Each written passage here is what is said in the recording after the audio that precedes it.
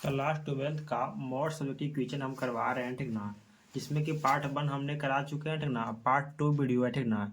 Video number part 2 है। Daily 10-10 question आपको याद करने का टारगेट दिए हैं, ठीक ना। तो आप लोग जरूर से जरूर 10-10 क्वेश्चन डेली याद करने की कोशिश करेंगे, ठीक ना। कोशिश नहीं करेंगे, याद करेंगे, ठीक है। क्योंकि एग्जाम में आपको 60 दिन बचा है, ठीक ना। यानी 60 डे बचा है, ठीक ना। आपको 60 डे में आपको 10-10 क्वेश्चन याद करना है एग्जाम को, जो कि मोस्ट इंपोर्टेंट क्वेश्चन रहेंगे, ठीक ना।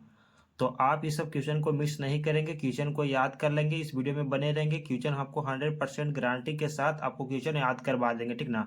बट आपको डेली आपको रिवाइज करना है, ठीक ना। आपको आंसर को याद नहीं करना है, ठीक ना। आपको क्वेश्चन को याद रखना है, ठीक ना। आंसर हम खुद आपको याद करवा देंगे, ठीक ना। तो क्वेश्चन फर्स्ट क्वेश्चन है। फर्स्ट हमारा क्वेश्चन क्या है कि संधारित्र के किन्हीं दो उपयोगों को लिखें, ठीक ना। ये बहुत ही इंपॉर्टेंट क्वेश्चन है, ठीक ना। क्या पूछ रहा है कि संधारित्र के किन्हीं दो उपयोगों को लिखें, ठीक ना। आपको क्या लिखना है, नंबर 1 में लिखना है। यानी ये दिया गया है, यहाँ पे बी पॉइंट हम लिख सकते हैं, ठीक ना। यहाँ पे लिखेंगे ए है, ठीक ना। ऊर्जा के संचयक के रूप में, ठीक ना। पहला क्या लिखेंगे, ऊर्जा के संचयक के रूप में, और दूसरा इलेक्ट्रॉन परिपथों के रूप में, ठीक ना। संधारित्र के किन्हीं दो उपयोगों को लिखें तो क्या लिखेंगे, पहले आपको यहाँ पे उत्तर में लिखना है संधारित्र के दो उपयोग निम्नलिखित है, ठीक ना। उसके बाद आपको लिखना है ऊर्जा के संरक्षण के रूप में, ठीक ना। और दूसरा में क्या लिखना, इलेक्ट्रॉन परिपथों के रूप में, ठीक ना। परिपथों के रूप में, ठीक ना। मोस्ट वीवीआई क्वेश्चन है, ठीक ना। ये सब फिजिक्स का है, क्लास 12, ठीक ना। वीवीआई सब्जेक्टिव क्वेश्चन है, ठीक ना। चैनल का नाम क्या है, तो मैंने तो इसको आप चैनल को सब्सक्राइब कर लेंगे, ठीक ना। और ज़्यादा से ज़्यादा वीडियो को शेयर करेंगे, ठीक है। ये बहुत ही इंपॉर्टेंट क्वेश्चन है, ठीक ना। ये सभी क्वेश्चन हम गैस क्वेश्चन करवा रहे हैं, ठीक ना। बोर्ड एग्जाम 2025 के लिए बहुत ही इंपॉर्टेंट क्वेश्चन रहेंगे, ठीक ना। और बहुत ही ज़्यादा इंपॉर्टेंट क्वेश्चन है ये सब, ठीक ना। तो आप जिसे लोग इस सब क्वेश्चन को मिस करेंगे तो बहुत प्रॉब्लम हो जाएगा एग्जाम में, ठीक ना। अगला क्वेश्चन क्या है, कूलाम के नियम की सीमाएं को लिखें, ठीक ना। कूलाम के नियम की सीमाएं क्या है, ठीक ना। क्या है या नियम की सीमाएं को लिखने के लिए बोलेगा तो ये सब लिख सकते हैं, ठीक ना। तो आपको आंसर में लिखना है कूलाम के नियम नियम की सीमाएं क्या है, तो निम्नलिखित हैं, ठीक ना। क्या है, तो निम्नलिखित सीमाएं हैं, ठीक ना। तो पहला क्या है, यह नियम केवल बिंदु आवेश के लिए सत्य है, ठीक ना। यह जो नियम है किसके लिए सत्य है, तो केवल बिंदु आवेश के लिए सत्य है, ठीक ना। किसके लिए सत्य है, तो बिंदु आवेश के लिए नियम सत्य है, ठीक ना। दूसरा पॉइंट में क्या लिखना है, यह नियम केवल क्या स्थिर आवेश के लिए लागू होता है। यह नियम किसके लिए लागू होता है, तो सिर्फ स्थिर आवेश के लिए ही लागू होता है, ठीक ना। तीसरा पॉइंट में क्या लिखना है कि यह नियम 10⁻⁻14 से कम दूरी के लिए लागू नहीं होता, ठीक ना। दूरी के लिए क्या होता है, तो लागू नहीं होता, ठीक ना। किसके लिए नहीं होता, तो 10⁻14 के कम दूरी रहेगा, ठीक ना। तो इसका लागू नहीं होगा इस नियम को, ठीक है। यानी कूलाम का नियम का लागू नहीं होगा, ठीक ना। हम नहीं कर सकते हैं इसका नियम का लागू, ठीक ना। नेक्स्ट क्वेश्चन देखेंगे, क्वेश्चन नंबर देखेंगे 3, ठीक ना। क्वेश्चन नंबर 3 देखेंगे। क्वेश्चन नंबर 3 क्या है कि पृथ्वी के चुंबकीय तत्वों को लिखें, ठीक ना। पृथ्वी के चुंबकीय तत्वों को लिखें, ठीक ना। आपको क्वेश्चन पूछेगा कि पृथ्वी के चुंबकीय तत्वों को लिखें, ठीक ना। तो आपको क्या लिखना है, पृथ्वी के चुंबकीय तत्वों, पृथ्वी के चुंबकीय तत्व तत्व 3 प्रकार के होते हैं। कितने प्रकार के होते हैं, ऑब्जेक्टिव में भी आएगा कि पृथ्वी के चुंबकीय तत्व कितने प्रकार के होते हैं, तो 3 प्रकार के होते हैं, ठीक ना। तो पहला ऑप्शन लिखना, पहला में लिखना है कि नमन कोण या नीति कोण, ठीक ना। नीति बोल सकते हैं, ठीक ना। नीति कोण, नीति बोल सकते हैं, सिर्फ नीति, ठीक ना।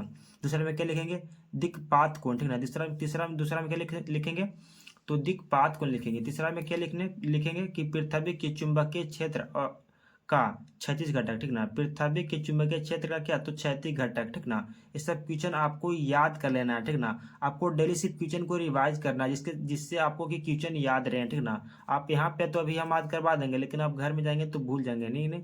यानी कॉपी में नोट करके आपको डेली एक बार रिवाइज करना है। क्वेश्चन नंबर 4 देखेंगे, जो कि मोस्ट इंपोर्टेंट क्वेश्चन है। क्वेश्चन नंबर 4 बहुत ही ज्यादा इंपोर्टेंट क्वेश्चन है, ठीक ना। कि ऑप्टिकल फाइबर क्या है, ऑप्टिकल फाइबर क्या है, ऑप्टिकल फाइबर क्या है। तो आपको आंसर में लिखना है कि ऑप्टिकल फाइबर एक युक्ति है, ठीक है। ऑप्टिकल फाइबर क्या है, तो एक युक्ति है, ठीक ना। जिसके द्वारा से प्रकाश बहुत कम मात्रा में क्या होता है, तो हानि होगा, ठीक ना। बहुत कम मात्रा में हानि होकर एक स्थान से दूसरे स्थान तक क्या किया जाता है, तो पहुंचाया जाता है, ठीक ना। ऑप्टिकल फाइबर एक युक्ति है जिसके द्वारा द्वारा प्रकाश को विद्युत कम या तो प्रकाश को बहुत कम मात्रा में हानि होकर एक स्थान से दूसरे स्थान तक क्या किया जाता है, तो पहुंचाया जाता है, ठीक ना। क्वेश्चन नंबर देखेंगे 5, क्वेश्चन नंबर 5 देखेंगे।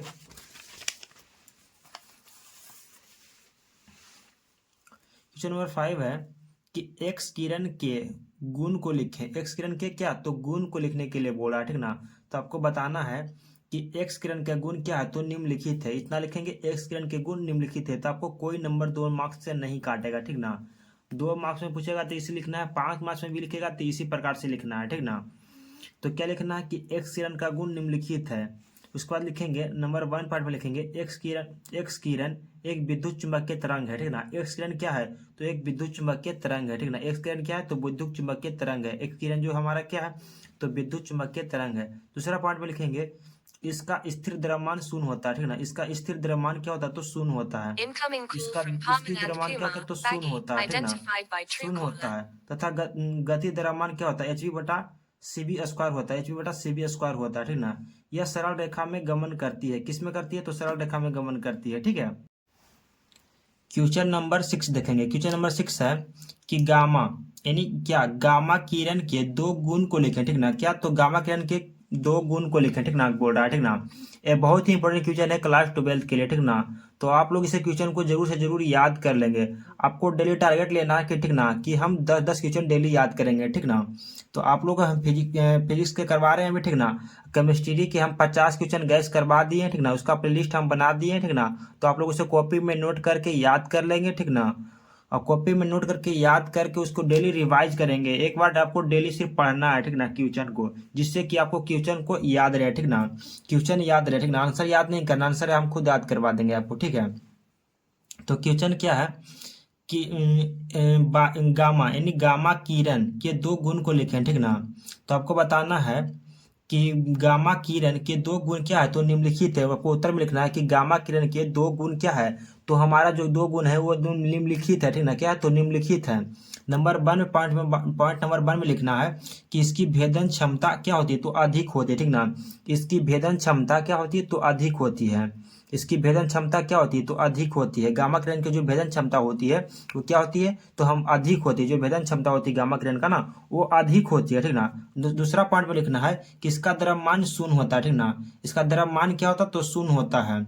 गामा किरण का जो द्रव्यमान होता है तो क्या होता है, तो शून्य होता है। नंबर 3 तीसरा पॉइंट में लिखना है कि यह आवेशित होता है, ठीक ना। यह क्या होता है, तो आवेशित होता है। क्या होता है, तो आवेशित होता है।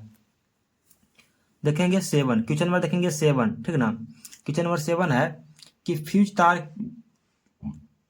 तार के 2 गुण को 2 गुण सॉरी फ्यूज तार के 2 उपयोग को लिखें, ठीक ना। क्या लिखना है, फ्यूज तार के 2 उपयोगों को लिखना है, ठीक ना। 2 उपयोग को लिखें बोल रहा है, ठीक ना।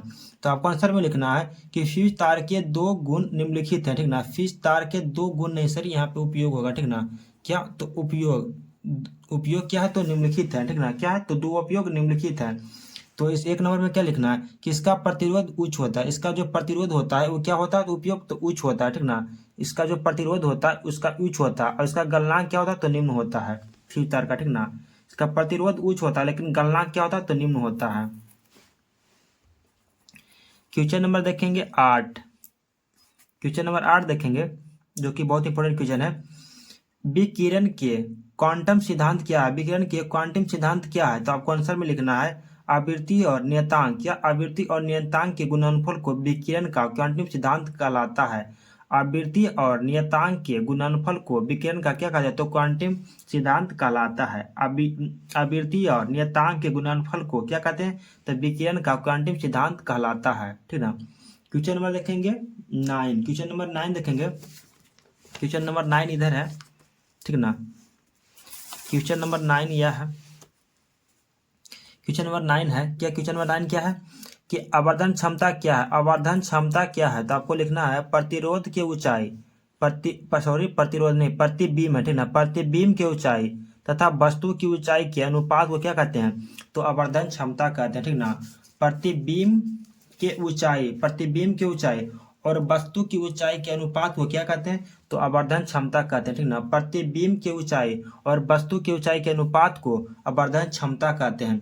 प्रतिबिंब की ऊंचाई तथा वस्तु की ऊंचाई के अनुपात को आवर्धन क्षमता कहते हैं, ठीक ना। प्रतिबिंब की ऊंचाई तथा वस्तु की ऊंचाई के अनुपात को क्या कहते हैं, तो आवर्धन क्षमता कहते हैं, ठीक ना। दाशमिक संख्या आपको बोलना रहा, ठीक ना। ये 2 मार्क्स में जरूर पूछा जाएगा, ठीक ना। दाशमिक संख्या निकाले 25 को, 27 को, 28 को, कुछ इसी प्रकार से रहेंगे, ठीक ना। कि दाशमिक संख्या निकाले द्विधारी में बदलें, ठीक ना। किस में बदलें? तो द्विधारी में बदलें। किस में बदले के लिए बोलेगा? तो द्विधारी में बदलने के लिए बोलेगा, ठीक ना। तो इसका द्विधारी में बदलने के लिए भी सिखा देते हैं, ठीक ना।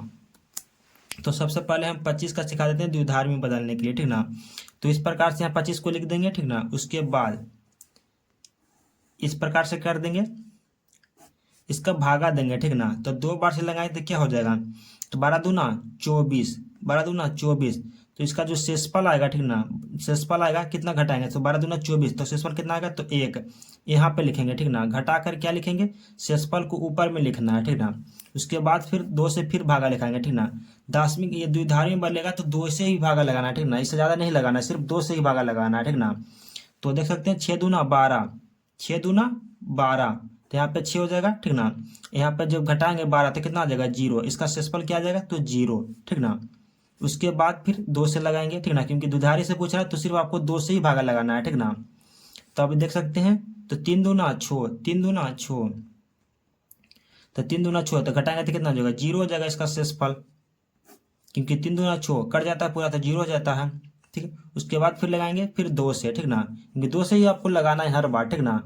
उसके बाद दो, 1 दूना 2, 1 दूना 2, तो इसका शेषफल क्या आ जाएगा? 1 आ जाएगा।